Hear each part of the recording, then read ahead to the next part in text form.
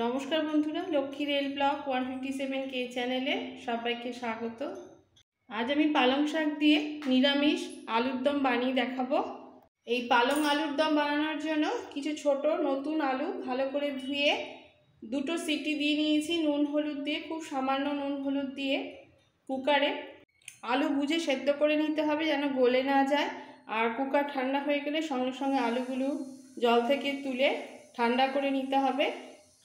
আর লাগবে কিছু পালং শাকের পাতা, ডাঁটা দেব না। পালং শাকগুলো ভালো করে ধুয়ে জলে ভিজিয়ে রেখেছি। রান্নাটা শুরু করার আগে কিছু মশলা রেডি করে নিতে হবে।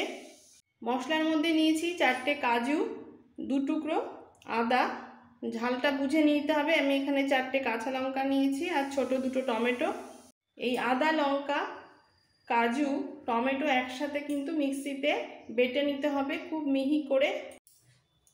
সব মশলা একসাথে তুলে নিয়েছি। টমেটোটা 4 ফালি করে নিয়েছি, আদাটাকে একটু স্লাইস করে নিয়েছি যাতে তাড়াতাড়ি মিহি হয়ে যায়। এবার জল ছাড়াই কিন্তু এটা বেটে নেব। যেহেতু টমেটো জুস আছে, এক্সট্রা কোনো জল লাগবে না। খুব ভালো করে বেটে নিয়েছি। এবার গ্যাস অন করে কড়াই বসিয়ে দেবো। এবার পালং পাতাটাকে একটু বয়েল করে নেব।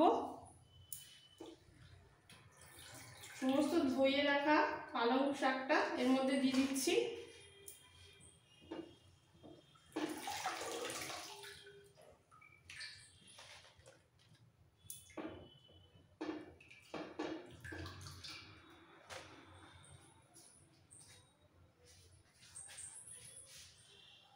দেবো অল্প করে জল, 1-1.5 কাপ মতো জল দেবো, বেশি জল দেব না। এই পালং পাতা থেকেও জল বেরোবে। একটু নরম হওয়া পর্যন্ত ওয়েট করব।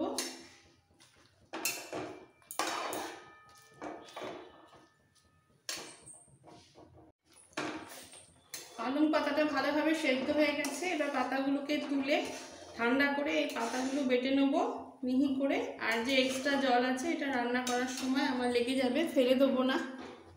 আলুর দমটা বানানোর জন্য গ্যাস অন করে কড়াই বসিয়ে দিয়েছি। এদিকে পাতাটাও খুব ভালো করে বাটা হয়ে গেছে। কড়াই গরম হয়ে যাওয়ার পর দিয়ে দিচ্ছি রিফাইন অয়েল।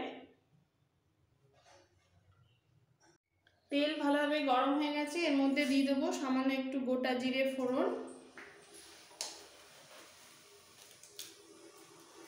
একটা তেজপাতা,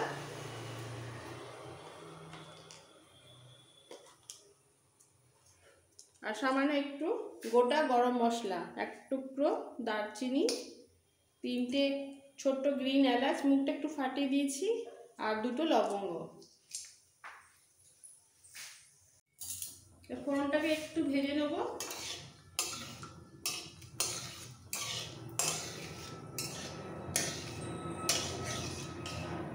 ফোড়নটা খুব ভালো করে ভাজা হয়ে গেছে। এবার যে পেস্টটা আমি বানিয়েছিলাম, টমেটো, কাজু, কাঁচা লঙ্কা, আদা, এবার সব পেস্টটা এই সময় দিয়ে দেবো।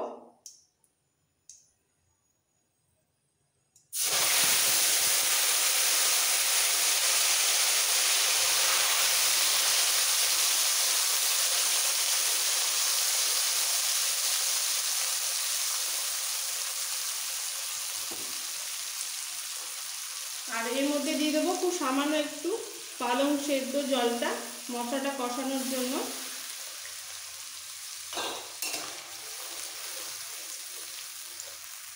এক্সট্রা কাঁচা জল লাগবে না যেহেতু আলুটাও সেদ্ধ করা। এবার এর মধ্যে দিয়ে দেবো টেস্ট অনুযায়ী নুন।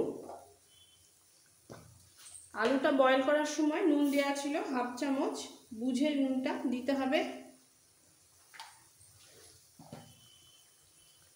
হলুদ পাউডার, খুব সামান্য একটু হলুদ পাউডার দেবো।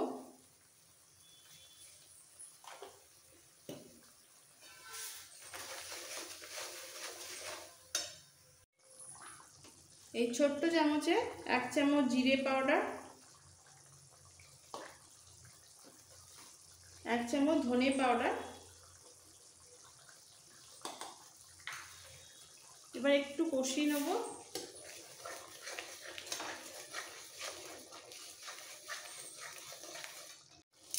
আর এই কষাতে কষাতে সেদ্ধ আলুগুলো দিয়ে দেবো। আলুগুলো ভাজা হয়ে যাবে, মশলাটা কষানো হয়ে যাবে।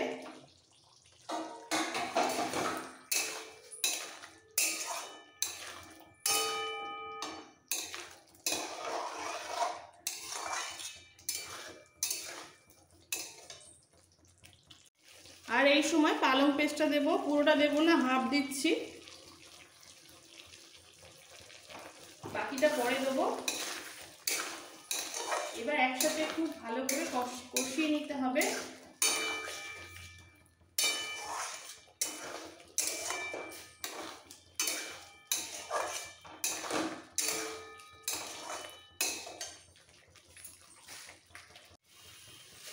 কষাতে কষাতে তেল বেরিয়ে এসছে, এই সময় দিয়ে দেবো টক দই। এখানে 50 গ্রাম টক দই ভালো করে ফেটিয়ে নিয়েছি। এই ফেটানো টক দইটা এই সময় দিতে হবে।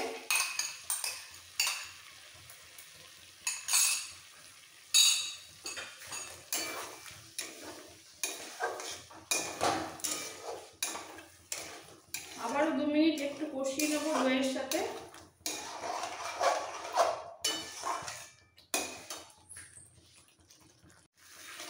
আলুগুলো ভালো করে কষানো হয়ে গেছে মশলার সাথে। এবার দিয়ে দেবো পালং সেদ্ধ জলটা, বাকি জলটা।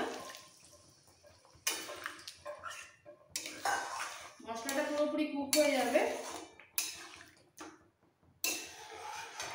আর দেবো বাকি পালং পাতা বাটাটা।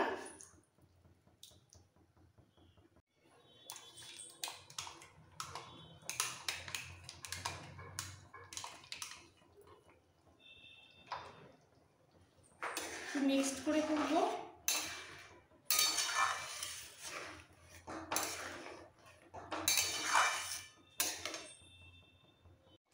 এইভাবে 2-3 মিনিট ফুটতে ফুটতে আলুর দম প্রায় রেডি। এই সময় মিষ্টিটা দিয়ে দিতে হবে, যেহেতু নিরামিষ রান্না। 1 চামচ চিনি দিচ্ছি, সামান্য একটু গরম মশলা পাউডার, 1 পিঞ্চ মতো গরম মশলা পাউডার,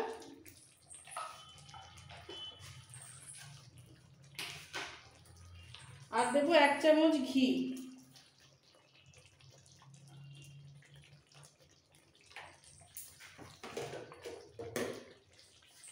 একসাথে মিক্স করে ফেলবো।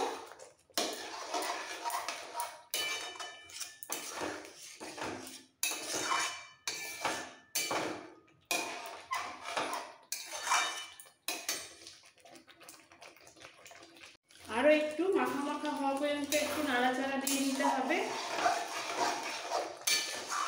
গ্রেভিটা আলুর সাথে লেগে থাকবে।